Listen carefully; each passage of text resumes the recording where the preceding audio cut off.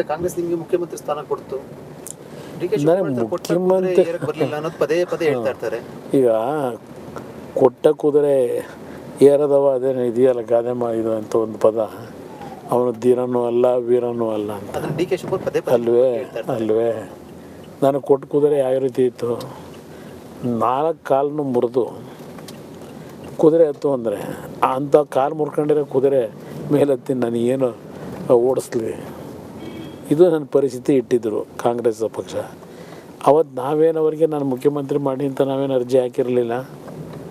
ಅವರೇ ಬಂದರು ದೇವೇಗೌಡರ ಮನೆಗೆ, ಇಲ್ಲ ಇವತ್ತು ಸರ್ಕಾರ ನಾವು ನೀವು ಸೇರ್ ಮಾಡಬೇಕು ಅಂದರು. ಚುನಾವಣೆಗಿಂತ ಮುಂಚೆ ಇದೇ ಕಾಂಗ್ರೆಸ್ಸು ನಮ್ಮನ್ನು BJPಯ ಬಿ ಟೀಮ್ ಅಂತ ಜಾಗಟೆ ಹೊಡೆದ್ರು. ಇದೇ ರಾಹುಲ್ ಗಾಂಧಿ ಕರ್ಕೊಂಬಂದು ಚುನಾವಣಾ ಫಲಿತಾಂಶ BJP ಕಾಂಗ್ರೆಸ್ನ ಜನ ತಿರಸ್ಕಾರ ಏನು ಮಾಡಿದ್ರು, 78 ಸೀಟಿಗೆ ಬಂದರು. ಆಗ ಓಡ ಬಂದರು, ಇಲ್ಲ BJP ಜೊತೆ ಹೋಗೋದು ಬೇಡ, ನಾವು ಸೆಕ್ಯುಲರ್ ಫೋರ್ಸ್ಗಳು ಈ ದೇಶದಲ್ಲಿ ಉಳಿಸ್ಬೇಕು ಅಂತ ಆ ಸೆಕ್ಯುಲರ್ ಫೋರ್ಸ್ ಹೆಸರನ್ನ ದುರುಪಯೋಗ ಪಡಿಸ್ಕೊಂಡು ದೇವೇಗೌಡರನ್ನ ಉಪಯೋಗ ಮಾಡ್ಕೊಂಡ್ರು. ಸರ್ಕಾರ ರಚನೆ ಆದಮೇಲೆ ಯಾವ ರೀತಿ ನಡ್ಕೊಂಡಿದ್ದಾರೆ, ಅನ್ಕಂಡೀಷನ್ ಅಂದರು. ಕೊನೆ ಕ್ಯಾಬಿನೆಟ್ ನಮ್ಗೆ ಇಷ್ಟೇ ಪೋಸ್ಟ್ ಬೇಕು ಅಂದರು, ಇಂಥ ಪೋರ್ಟ್ಫೋಲಿಯೋನೇ ಬೇಕು ಅಂದರು. ಒಂದು ಅಂತೇಳಿ ದಿನ ಅವ್ರಿಗೆ ಇಷ್ಟ ಬಂದಂಗೆ ನಡೆಸ್ಕೊಂಡು ಹೋದರು.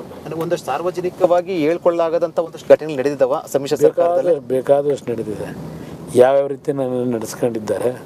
ಒಬ್ಬ ಮುಖ್ಯಮಂತ್ರಿ ಮೈತ್ರಿ ಧರ್ಮ ಕಾಪಾಡ್ತಕ್ಕಂಥದ್ರಲ್ಲಿ ಇವರು ಎಷ್ಟರ ಮಟ್ಟಿಗೆ ನಡ್ಕೊಂಡ್ರು, ನಾನು ಯಾವ ಥರ ನಡ್ಕೊಂಡಿದ್ದೇನೆ, ಇದು ಭಗವಂತನೇ ಅಂತಿಮವಾಗಿ ಒಂದು ನಿರ್ಣಯ ಮಾಡ್ತಾನೆ. ಇದಕ್ಕೆಲ್ಲ ನಾವು ದೇವ್ರನ್ನ ನಂಬಿರ್ತಕ್ಕಂಥವ್ರು, ನಮ್ಮ ಕುಟುಂಬ.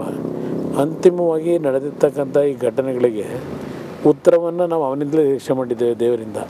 ಯಾವುದೋ ಈ ಕಾಣದ ಶಕ್ತಿ ಏನಿದೆ, ಆ ಒಂದು ಕಾಣದ ಶಕ್ತಿ ನಾವು ದೇವರು ಅಂತಕ್ಕಂಥದ್ದು ಏನೋ ನಂಬಿದ್ದೇವೆ.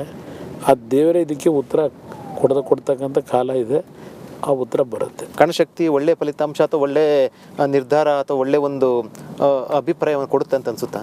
ಈ ಮೈತ್ರಿ ನನಗೆ ಸಂಪೂರ್ಣ ವಿಶ್ವಾಸ ಇದೆ. 28ಕ್ಕೆ 28 ಸ್ಥಾನಗಳು ಗೆಲ್ತಕ್ಕಂಥ ವಾತಾವರಣ ಇದೆ. ಅಕಸ್ಮಾತ್ ಸ್ವಲ್ಪ ನಮ್ಮ ಸಂಘಟನೆ ಒಳಗೆ ಇಲ್ಲ ಈಗಿನ ಚುನಾವಣಾ ಪದ್ಧತಿಯಲ್ಲಿ ಏನಾದರೂ ಲ್ಯಾಪ್ಸಸ್ ಮಾಡ್ಕೊಂಡ್ರೆ ಒಂದು 2 ಸೀಟ್ ಸೋಲ್ಬೋದು ಅಷ್ಟೇ, 1-2 ಸೀಟ್. ಫಲಿತಾಂಶದ ಬಳಿಕ ಸರ್ಕಾರದ ಮೇಲೆ ಏನಾದರೂ ಕೂಡ ಎಫೆಕ್ಟ್ ಆಗುತ್ತೆ ಅಂತ ಅನಿಸುತ್ತಾ? ತಕ್ಷಣಕ್ಕೆ ನಾನು ಎಫೆಕ್ಟ್ ಆಗುತ್ತೆ ಅಂತ ಹೇಳಲ್ಲ, ಬಟ್ ಕಷ್ಟ ಇದೆ. ಏಕೆಂದರೆ ಮತ್ತೆ ನರೇಂದ್ರ ಮೋದಿಯವರು ಪ್ರೈಮ್ ಮಿನಿಸ್ಟರ್ ಆಗೋದು, BJP ಅಧಿಕಾರಕ್ಕೆ ಬರೋದು ಯಾರೂ ತಪ್ಪಿಸ್ಲಿಕ್ಕೆ ಸಾಧ್ಯ ಇಲ್ಲ. ಜನ ಆಗಲೇ ತೀರ್ಮಾನ ಮಾಡಿಬಿಟ್ಟಿದ್ದಾರೆ, ಈ ದೇಶಕ್ಕೆ ಅವರು ಅನಿವಾರ್ಯ ಅಂತೇಳಿ. ಇಲ್ಲಿ ಕಾಂಗ್ರೆಸ್ ಪಕ್ಷ ಆಳ್ತದಲ್ಲಿ ಏನಿದೆ, ನೀವು ಸರ್ಕಾರ ರಚನೆ ಮಾಡಿದ ದಿವಸದಿಂದಲೇ ಈ ಪಕ್ಷದಲ್ಲಿ ಇರ್ತಕ್ಕಂಥ ಮಂತ್ರಿಗಳು ಸರ್ಕಾರದಲ್ಲಿ ಪ್ರತಿನಿತ್ಯ ಅವ್ರು ಕೊಡ್ತಾ ಇದ್ದಂಥ ಹೇಳಿಕೆಗಳು, ಇವರಲ್ಲಿ ವಿಶ್ವಾಸದ ಕೊರತೆ ಏನಿದೆ ಅಂತಕ್ಕಂಥದ್ದನ್ನು ನೀವು ಕಾಣ್ಬೋದು. ಪ್ರಾರಂಭಿಕ ಹಂತದಲ್ಲಿ ಯಾವ ರೀತಿ ನಡ್ಕೊಂಡಿದ್ದಾರೆ, ಅದು ಮನಸ್ತಾಪಗಳು ಅದು ಕಂಟಿನ್ಯೂ ಆಗ್ತದೆ. ಈ ಚುನಾವಣಾ ಫಲಿತಾಂಶ ಬಂದ ಮೇಲೆ ಕಾಂಗ್ರೆಸ್ಸು ಡೆಲ್ಲಿನಲ್ಲಿ ಒಂದು 35 ಸೀಟ್ಗೋ 40 ಸೀಟ್ಗೋ ನಿಂತೋದ್ರೆ ದೆಹಲಿ ಹೈಕಮಾಂಡ್ ಈಗಿನ ಮುಖ್ಯಮಂತ್ರಿ ಲೆಕ್ಕಕ್ಕೆ ಇಡಲ್ಲ ನನ್ನ ಅಭಿಪ್ರಾಯದಲ್ಲಿ. ಯಾಕಂದರೆ ನಮ್ಮ ಪಕ್ಷದಲ್ಲಿ ನಾವು ನೋಡಿದ್ವಿ ಈ ವ್ಯಕ್ತಿ ಯಾವ ರೀತಿ ನಡ್ಕೋತಾರೆ ಅನ್ನೋದು ನಮಗೂ ಅದರ ಅನುಭವ ಇದೆ. ಹೈಕಮಾಂಡ್ ಲೆಕ್ಕಕ್ಕೂ ಇಡಲ್ಲ ನನ್ನ ಅಭಿಪ್ರಾಯದಲ್ಲಿ. ಅದರಿಂದ ಏನೇನಾಗುತ್ತೆ ಕಾದು ನೋಡೋಣ. ಅಂದರೆ ಹೈಕಮಾಂಡಿಂದ ಮೀರಿ ಸಿದ್ದರಾಮಯ್ಯ ಒಂದಷ್ಟು ತೀರ್ಮಾನಗಳನ್ನ ಅಥವಾ ಅದರಲ್ಲೇನು ಸಂಶಯನೇ ಇಟ್ಕೊಂಬಿಡಿ. ಹೈಕಮಾಂಡ್ನು ಕಾಲಿಂದ ಒದ್ದು ಬೇಕಾದ ತೀರ್ಮಾನ ಮಾಡ್ತಕ್ಕಂಥ ದಿನ ಏನು ದೂರ ಏನಿಲ್ಲ, ಅದು ಮಾಡ್ತಾರೆ. ಅದನ್ನು ನಾವು ನೋಡ್ತೀವಿ ರಾಜ್ಯದ ಜನ. ನೀವು ಬಹಿರಂಗವಾಗಿ ಒಂದು ಮಾತನ್ನು ಹೇಳಿದ್ರೆ, ಅಂದರೆ ವಿಜಯೇಂದ್ರ ಇರುವಂಥ ವೇದಿಕೆಯಲ್ಲಿ ಕೂಡ ಡಿಸೆಂಬರ್ ವೇಳೆಗೆ ಸರ್ಕಾರ ಹೋಗ್ಬೋದು, ಪತನ ಆದರೂ ಆಗ್ಬೋದು ಅಂತ. ನಿಜಾನ ಆ ರೀತಿ ಬೆಳವಣಿಗೆ ನಡೆಯುತ್ತೆ? ನಾನು ನಿರೀಕ್ಷೆ ಇವತ್ತು ಏನಿದೆ ಈ ಡೆವಲಪ್ಮೆಂಟ್ಗಳು, ಇದು ಎಲ್ಲರಲ್ಲೂ ರಾಜಕೀಯ ವಿಶ್ಲೇಷಣೆ ಮಾಡ್ತಕ್ಕಂಥವರಲ್ಲೂ ಇದೇ ಮಾತಿದೆ. ಅವ್ರ ನಡವಳಿಕೆಯಿಂದಲೇ ಅವರೇ ಸೆಲ್ಫ್ ಸೂಸೈಡ್ ಮಾಡ್ಕೋತಾರೆ, ಆತ್ಮಾಹುತಿನ. ನಾವುಗಳೇ ಯಾರು ಏನು ಸರ್ಕಾರ ತೆಗಿಬೇಕಾಗಿಲ್ಲ, ಹೋಗುತ್ತೆ. ಸರ್ಕಾರ ಸಂಪೂರ್ಣ ಅವಧಿ ಮಾಡೋದು ಕಷ್ಟ ಇದೆ. ಅಂದರೆ ಬಹುಶಃ ಡಿಸೆಂಬರ್ ಒಳಗೆ ಆಗ್ಬೋದು ಅಂತ ಅನ್ಸುತ್ತಾ? ಡಿಸೆಂಬರ್ ಒಳಗೆ ಆಗ್ಬೋದು ಅಂತಕ್ಕಂಥ ನನ್ನ ಅಭಿಪ್ರಾಯ. ಈಗ JDS A ಟೀಮ್ ಅಂತ ಬೇರೆ ರಾಹುಲ್ ಗಾಂಧಿ ಬಂದು ಹೇಳ್ತಾರೆ ಬಹಿರಂಗವಾಗಿ, ಅದು ನಿಮ್ಮ ಸ್ಪರ್ಧೆ ಮಾಡ್ತಕ್ಕ ಕ್ಷೇತ್ರದಲ್ಲಿ. JDS A ಟೀಮ್ ಅಲ್ಲ, ಈಗ ಮೊನ್ನೆ ಹೇಳಿರೋದು ಮಂಡ್ಯದಲ್ಲಿ 2 ಒಂದೇ ಆಗ್ಬಿಟ್ಟವೆ ಅಂತ. A ಟೀಮ್ ಎಲ್ಲ B ಟೀಮ್ ಎಲ್ಲ BJP JDS ಎರಡು ಒಂದೇ ಆಗ್ಬಿಟ್ಟವೆ ಈಗ ಅಂತ ಹೇಳ್ತಾರೆ. ಹಂಗಾಗಿದ್ರೆ BJP B ಟೀಮ್ ಅಂತ ನಮ್ಮನ್ನು ಕರೆದಂಥ ವ್ಯಕ್ತಿ ಯಾತಿಗೆ ನಮ್ಮ ಮನೆ ಬಾಗಿಲಿಗೆ ಸರ್ಕಾರ ಮಾಡೋಣ ಅಂತ ಕಳಿಸಿದ್ರು 2018ರಲ್ಲಿ ಇದೇ ರಾಹುಲ್ ಗಾಂಧಿ. ಇದರಿಂದ ಈ ರಾಜಕೀಯ ಒಂದು ಮಾಡ್ತಕ್ಕಂಥದ್ದೇನಿದೆ, ಅದರಲ್ಲೂ ಈ BJP ಕಾಂಗ್ರೆಸ್ನ ನಡವಳಿಕೆ ಇದೆಯಲ್ಲ, ಅವ್ರಿಗೆ ಎಂದೂ ಸಹ ನಂಬಿಕೆಗೆ ಅರ್ಹವಾದಂಥ ಪಕ್ಷವೇ ಅಲ್ಲ ಅದು ನನ್ನ ಅಭಿಪ್ರಾಯದಲ್ಲಿ.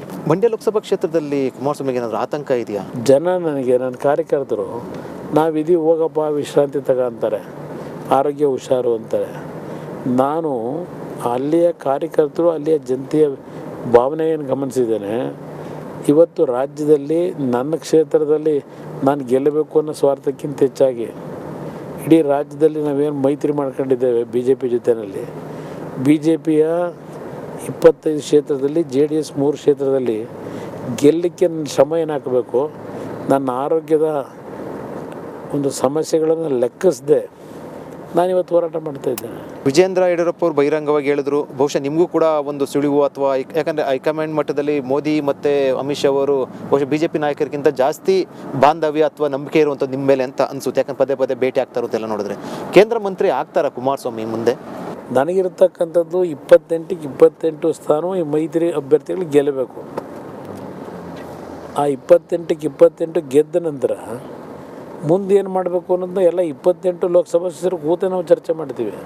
ಬರೀ ನನ್ನ 3 ಜನ ಲೋಕಸಭಾ ಸದಸ್ಯರಲ್ಲ, ಎಲ್ಲರೂ ಜೊತೆಗೂಡೆ ಚರ್ಚೆ ಮಾಡಿ ಜೊತೆಗೂಡೆ ರಾಜ್ಯದ ಸಮಸ್ಯೆಗಳೇನಿದೆ ಆ ಸಮಸ್ಯೆಗಳ ಪರಿಹಾರ ತರಲಿಕ್ಕೆ ಪ್ರಯತ್ನ ಪಡ್ತೀವಿ, ಸರಿಪಡಿಸ್ಲಿಕ್ಕೆ. ವಿಜೇಂದ್ರ ಮತ್ತು ಯಡಿಯೂರಪ್ಪ ಯಾಕೆ ಪದೇ ಕೇಂದ್ರ ಸಚಿವರಾಗ್ತಾರೆ ಅಂತ? ಇಲ್ಲ, ಅವರಿಗೆಲ್ಲ ಸುಳುವು ಸಿಕ್ಕಿರ್ಬೋದು. ಅವರ ಪಕ್ಷದ ಸಭೆಗಳಲ್ಲಿ ಅವರು ಹಲವಾರು ರೀತಿಯ ಚರ್ಚೆಗಳನ್ನು, ರಾಜ್ಯ ರಾಷ್ಟ್ರದ ವಿಷಯಗಳನ್ನು ಚರ್ಚೆ ಮಾಡಬೇಕಾದ್ರೆ ಅಲ್ಲಿ ಏನು ಚರ್ಚೆ ಆಗಿದೆ ಅದರ ಸುಳಿವು ಅವ್ರಿಗೆ ಸಿಕ್ಕಿರ್ಬೋದು. ಅದರ ಮೇಲೆ ಆ ರೀತಿ ಅವರು ಸಾರ್ವಜನಿಕರು ಚರ್ಚೆ ಮಾಡಿರ್ಬೋದು.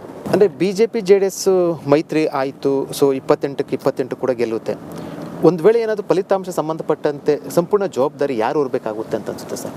ಇಲ್ಲಿ 28 ಗೆಲ್ತಕ್ಕಂಥ ವಾತಾವರಣ ಇದೆ. ಇಲ್ಲಿ ಎಲ್ಲರೂ ಇರೋ ಜವಾಬ್ದಾರಿ ಗೆಲುವಿರ್ಬೋದು, ಸೋಲಿರ್ಬೋದು, ಅದರ ಜವಾಬ್ದಾರಿಯನ್ನು ಹೊರಲೇಬೇಕಾಗತ್ತೆ. DK ಶಿವಕುಮಾರ್ ಮಾತನಾಡಿದ್ರು, ನೀವೇನು ಅವ್ರ ವಿರುದ್ಧ ಗಂಭೀರ ಆರೋಪ ಮಾಡ್ತಾ ಇದ್ದೀರಾ, ಅಂದರೆ ಒಂದಷ್ಟು ಏನು ಒಂದು ಕಿಡ್ನ್ಯಾಪ್ ಮಾಡಿ ಜಮೀನನ್ನು ಬರ್ಸ್ಕೊಂಡ್ರು ಅನ್ನುವಂಥದ್ದು, ಅದ್ರ ಬಗ್ಗೆ ದಾಖಲೆ ಬೇಕಾದ್ರೆ ತರಲಿ, ಚರ್ಚೆಗೆ ಸಿದ್ಧ ಇದ್ದೀನಿ ಅಂತಂದರು. ಚರ್ಚೆಗೆ ಸಿದ್ಧ ಇದ್ದಾರೆ ಕುಮಾರಸ್ವಾಮಿ? ಯಾವುದಕ್ಕೆ ಚರ್ಚೆ ಮಾಡ್ತಾರೆ ಅವರು? ಆ ಚರ್ಚೆ ಮಾಡೋ ನೈತಿಕತೆ ಇದೆಯಾ ಅವರಲ್ಲಿ? ಉಳಿಸ್ಕೊಂಡಿದ್ದಾರೆ.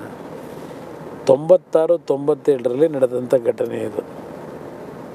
96-97ರಲ್ಲಿ ಒಂದು 9 ವರ್ಷದ ಮಗು ಕಿಡ್ನ್ಯಾಪ್ ಮಾಡಿ ಒಂದು ವಾರವೋ 10 ದಿವಸ ಎಲ್ಲ ಕೂಡಾಕೊಂಡು ಇಟ್ಕೊಂಡು ಅವ್ರ ತಂದೆ ತಾಯಿಗೆ ಪ್ರೆಷರ್ ಹಾಕಿ ಆ ಭೂಮಿ ಬರ್ಸ್ಕೊಂಡ್ರಲ್ಲ. ಬೆಂಗಳೂರು ಮೈಸೂರಿನ ಹೈವೇ ಏನಿದೆಯಲ್ಲ ಅಲ್ಲೇ ಮಾಡಿರೋ ಘಟನೆ ಅದು. ದಾಖಲೆ ಇದೆ ಕುಮಾರಸ್ವಾಮಿ ಬಳಿ? ದಾಖಲೆ ಇಲ್ಲದೆ ನಾವು ಮಾತಾಡೋದಿಲ್ಲ. ದಾಖಲೆ ಇಲ್ಲದೆ ಮಾತಾಡಲ್ಲ. ದಾಖಲೆಗಳು ಹೇಳ್ತಾ ಇಲ್ಲ. 96ನೇ ಇಸ್ವಿದು ದೇವೇಗೌಡರು ಅದನ್ನು ಬಳಕೆ ಮಾಡೋದಾಗಿದ್ರೆ ಯಾವತ್ತೂ ಬಳಕೆ ಮಾಡ್ಬೋದಾಗಿತ್ತು. ಅದರಿಂದ ಪಾಪ ಈಗ ನಮ್ಮ ಯೋಗೀಶ್ ಅವ್ರ ಮಗಳನ್ನು ಅದು ಯಾವ ಆಧಾರದ ಮೇಲೆ ಕಾಂಗ್ರೆಸ್ಗೆ ಹೆಣ್ಮಗಳು ಸೇರಿದ್ದಾರೋ ಗೊತ್ತಿಲ್ಲ.